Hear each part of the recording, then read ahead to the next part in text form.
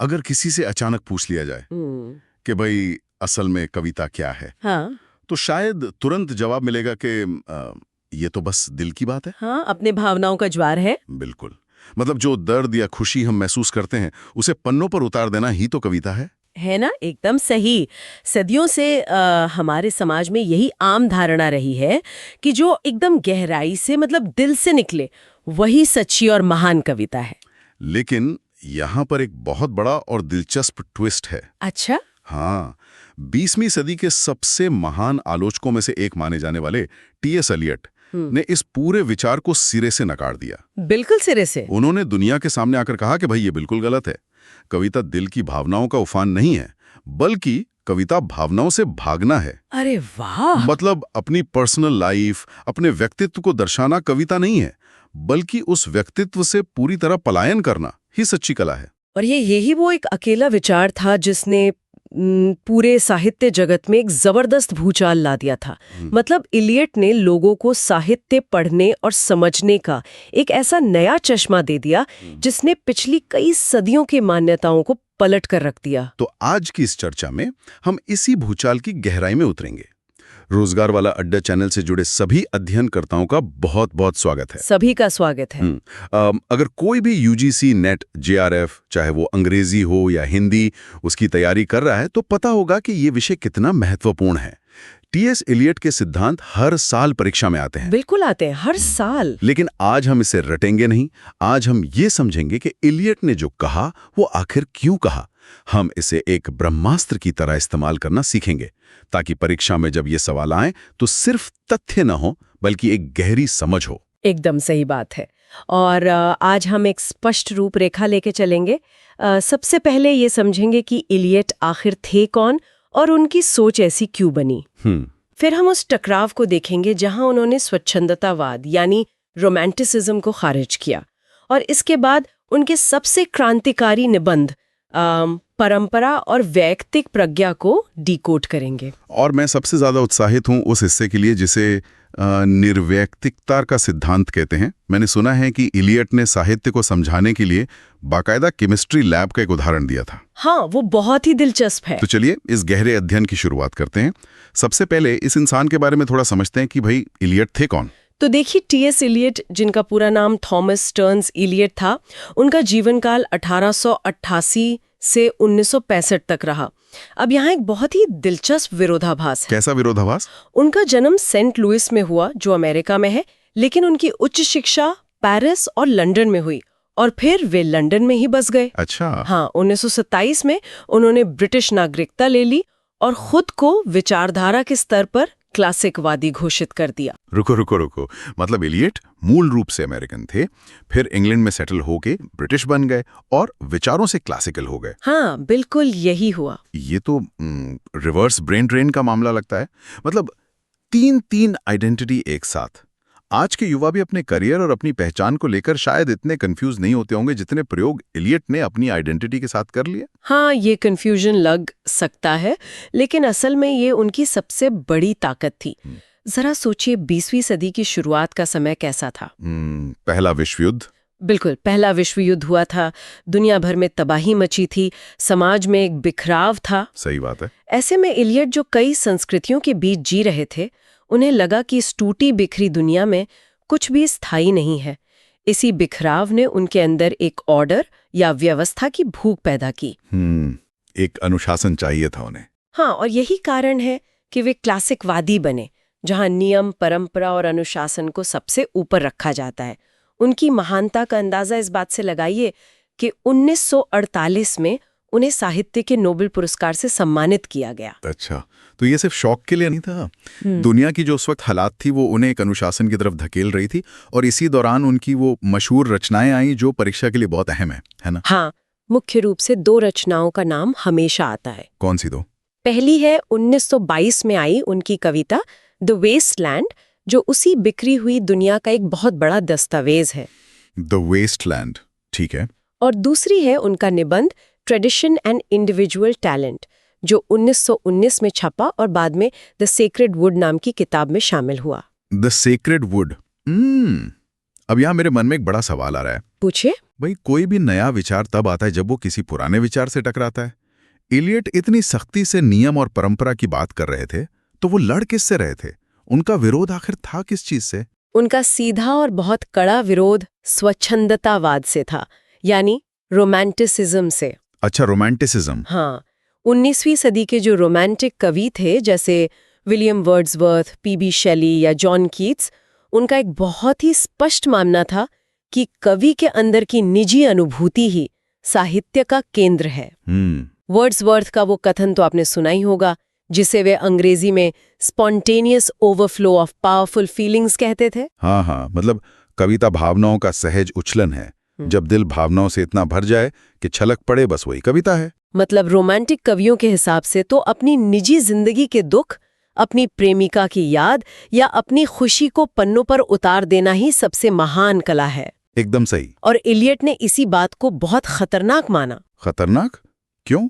क्योंकि इलियट का कहना था कि अगर हम सिर्फ अपनी भावनाओं पर टिके रहेंगे तो हम कभी भी कोई ऐसी कला नहीं बना पाएंगे जो पूरी दुनिया से जुड़ सके। ओह, मतलब वो यूनिवर्सल नहीं हो पाएगी। हाँ, इसीलिए उन्होंने कहा कि कविता भावनाओं का उच्छलन नहीं, बल्कि भावनाओं से पूर्ण पलायन है, जिसे वे एस्केप फ्रॉम इमोशन कहते थे। पर एक मिनट, भावनाओं से पलायन?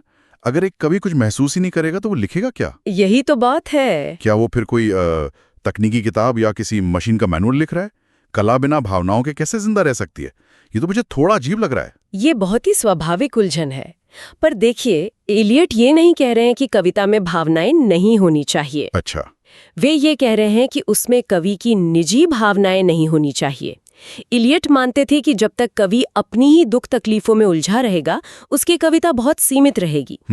उसे अपनी निजी भावनाओं को साइड में रखकर एक शिल्पकार की तरह तटस्थ होकर सोचना चाहिए।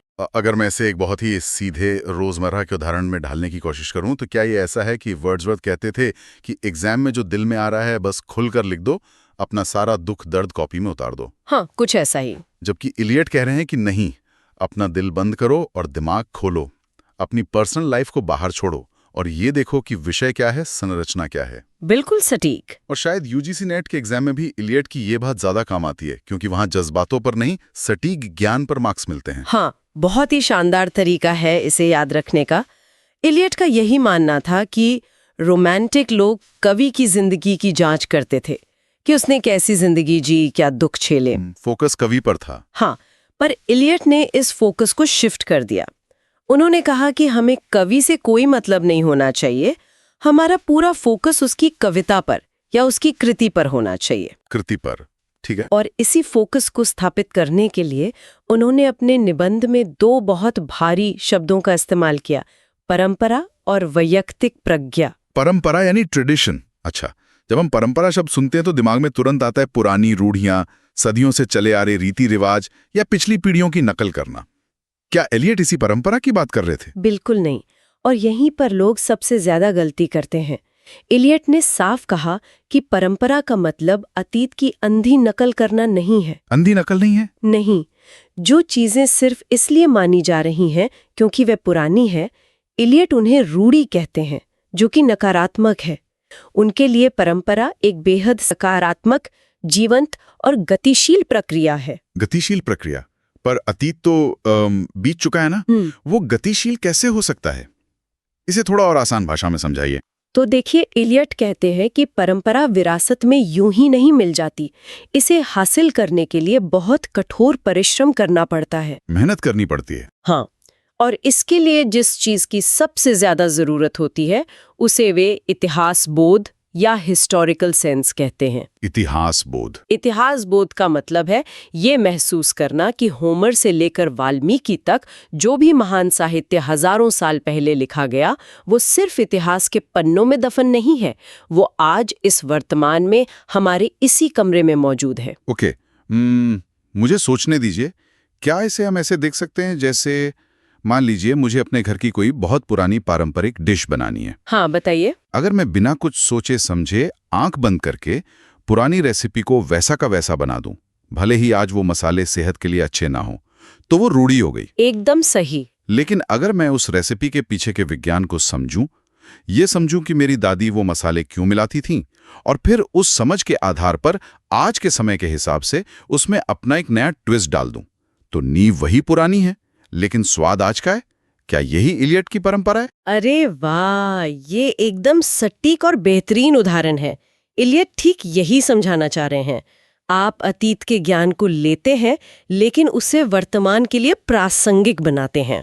प्रासंगिक बनाते हैं, बिल्कुल। और आपने जो नया ट्विस्ट डालने की बात कही ना, वही असल में इलियट के सिद्धांत का दूसरा हिस्सा है, वैयक्तिक प्रज्ञा यानी इंडिविजुअल टैलेंट। तो मतलब वैयक्तिक प्रज्ञा कवि का अपना खुद का दिमाग या उसकी अपनी क्रिएटिविटी है? हाँ, यह कवि की अपनी निजी रचना शक्ति है।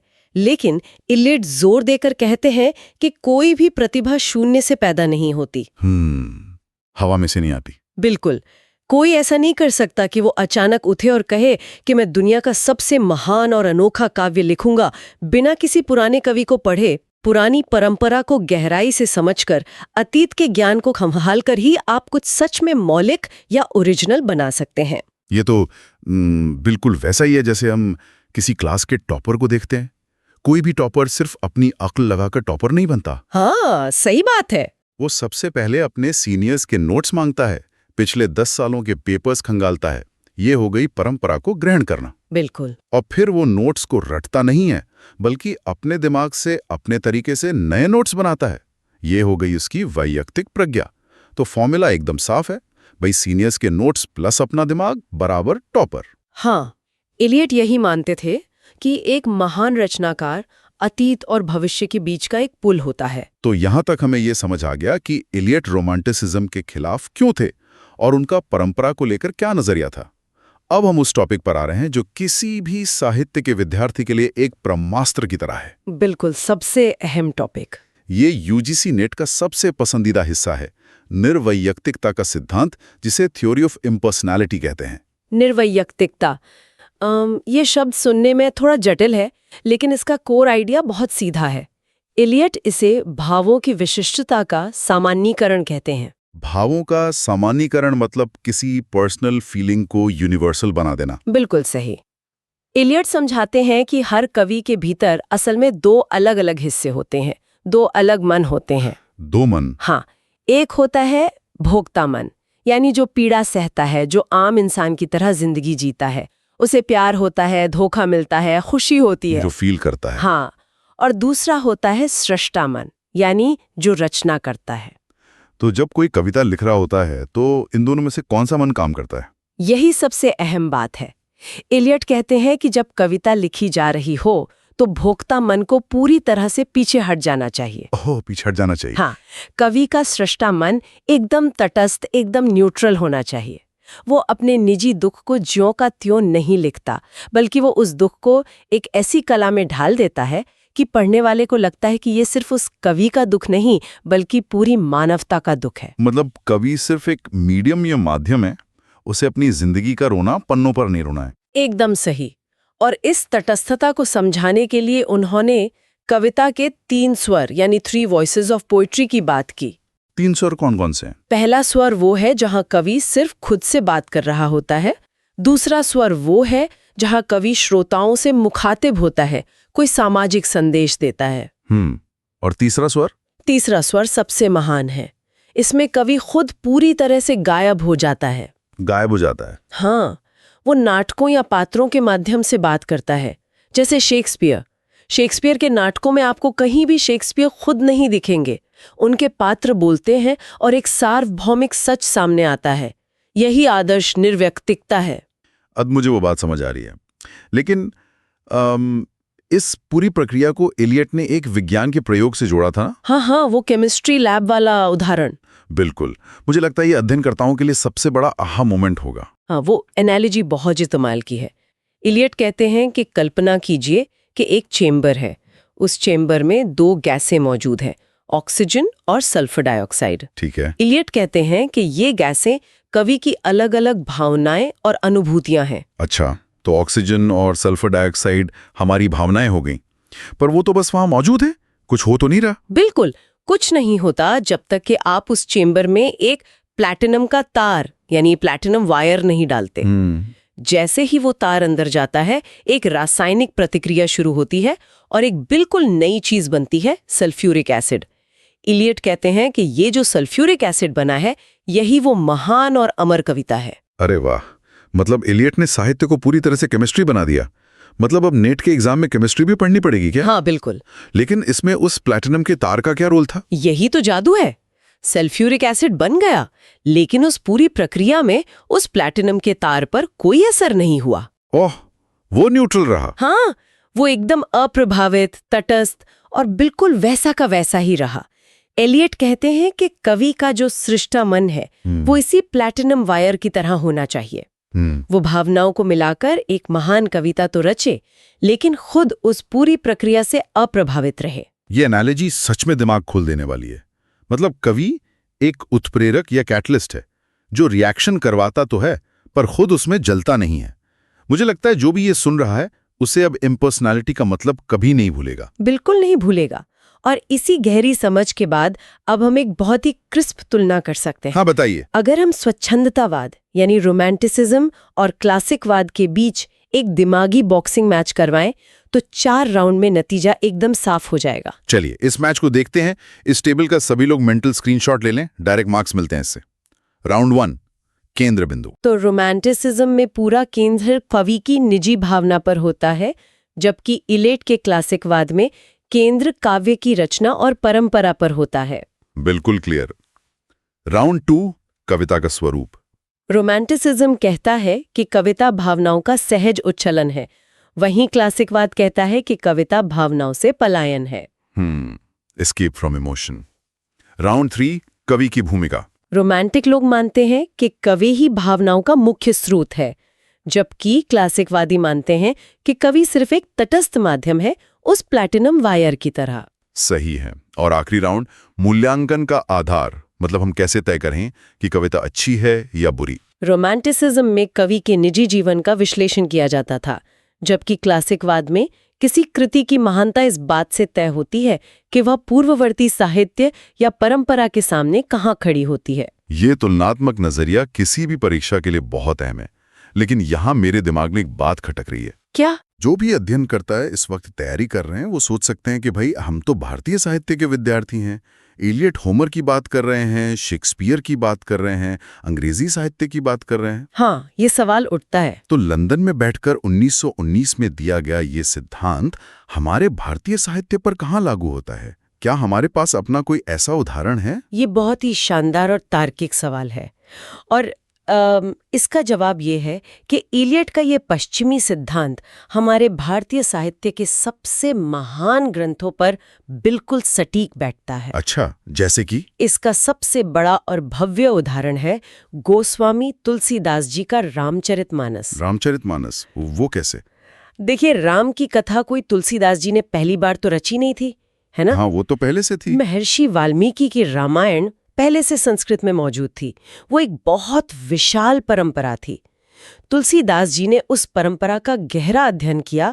उनके भीतर वो इतिहास बोध था कि ये कथा आज भी जीवित है। हाँ, तो उन्होंने परंपरा ले ली, पर उनकी वैयक्तिक प्रज्ञा कहाँ है? उन्होंने वाल्मीकि जी की अंधी नकल नहीं की, उन्होंने अपनी वैयक्तिक प्रज्ञा का उपयोग किया और उसी कथा को अपने समय की परिस्थितियों के अनुसार अवधी भाषा में एक बिल्कुल नए दर्शन और भक्ति भाव के साथ लिख दिया। अरे वाह! कच्चा माल अतीत से लिया जो परंपरा थी और अपनी प्रतिभा से उसे एक नया रूप दे दिया जो वैयक्तिक प्रज्ञा थी। कमाल है। मतलब रामचरितमानस परंपरा और वैयक्तिक प्रज्ञा का सबसे बेहतरीन संगम है। सिर्फ यही नहीं, अगर आप आधुनिक काल में आए तो सूर्यकांत त्रिपाठी निराला जी की मशहूर कविता राम की शक्ति पूजा को देखिए। हाँ, राम की शक्ति पूजा। कथा वही प्राचीन है, लेकिन निराला जी ने उसे भारत के स्वतंत्रता संग्राम और एक आम आदमी के संघर्ष के साथ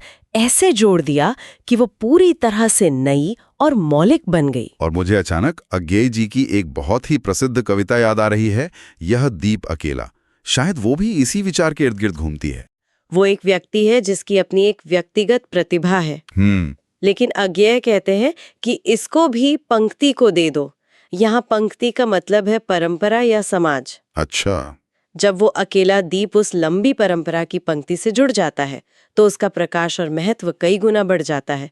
इलियड भी की यही तो कह रहे हैं। सच में जब हम इन विदेशी सिद्धांतों को अपने भारतीय साहित्य के चश्मे से देखते हैं तो ये किसी किताब के पन्नों से निकलकर हमारे सामने जिंदा हो जाते हैं। बिल्कुल जिंदा हो जाते हैं। तो अगर हम आज की इस पूरी चर्चा को समेटें तो हमने देखा कि टी.एस. इलियट ने साहित्य को देखने का पूरा व्याकरण ही बदल दिया। हाँ, पूरा नजरिया बदल दिया। उन्होंने सिखाया कि कवि को सिर्फ अपनी भावनाओं के समंदर में डूबना नहीं है, बल्कि एक वैज्ञानिक की तरह तटस्थ रहना है, अपनी जड़ों से जुड़कर एक गहरी ऐतिहासिक समझ के साथ नई मौलिकता पैदा करनी है। बिल्कुल, उन्होंने साहित्यकार को वो प्लैटिनम वायर बनने को कहा जो महानतम रचना तो करे लेकिन खुद उसमें लिप्त ना हो। अब इस चर्चा को खत्म करने से पहले मैं जो भी लोग हमें सुन रहे हैं उनके मन में एक विचारोत्तेजक प्रश्न छोड़ना चाहता हूँ। जी बिल्कुल, बताइए। जरा सोचिए, इलियट कहते थे कि बेहतरीन रचना के लिए कवि को एक प्लैटिनम वायर की तरह होना चाहिए। हाँ, तटस्थ होना चाहिए। ऐसा माध्यम जिसके अपने कोई निजी भाव ना हो, जो पूरी तरह से तटस्थ हो। हाँ। तो आज के इस दौर में जब आर्टिफिशियल इंटेलिजेंस यानी AI और चैट जीपीटी जैसी तकनीकें कुछ ही सेकंड में शानदार कविताएं और कहानियां लिख रही हैं, तो क्या वो AI पूरी तरह से भावनाओं से तटस्थ एक आदर्श प्लैटिनम वायर नहीं बन गया है? अरे बाप रे, ये तो साहित्य और तकनीक के बिल्कुल चौराहे पर खड़ा कर देने वाला सवाल है। लेकिन दूसरी तरफ क्या उस AI के पास अपना कोई असली इतिहास बोध है? क्या उसने उस सांस्कृतिक परंपरा को जीने का कठोर परिश्रम किया है? ये भी एक बहुत बड़ा पॉइंट है। अगर टी.एस. इलियट आज हमारे बीच होते तो क्या वे चैट जीपीटी को दुनिया का सबसे महान निर्वैयक्तिक कवि मानते, या वे ये कहते कि बिना जिंदगी भोगे सिर्फ डेटा को प्रोसेस कर देना कोई परंपरा नहीं है? सोचने वाली बात है। इस बारे में आप सभी अध्ययनकर्ता जरूर सोचिएगा। जब आप इस तरह के सवालों पर चिंतन करेंगे तो यूजीसी नेट तो क्या, साहित्य का कोई भी इंटरव्यू आपके लिए मुश्किल नहीं होगा। बिल्कुल सही कहा। तो इसी विचार के साथ हम आज के इस गहरे अध्ययन को यहीं विराम देते हैं। रोजगार वाला अड्डा की ओर से आप सभी को आपकी आगामी परीक्षाओं के लिए ढेरों शुभकामनाएं। इसी तरह गहराई से सीखते रहिए, सवाल उठाते रहिए और अपने इतिहास बोध के साथ अपनी वैयक्तिक प्रज्ञा को निखारते रहिए। धन्यवाद।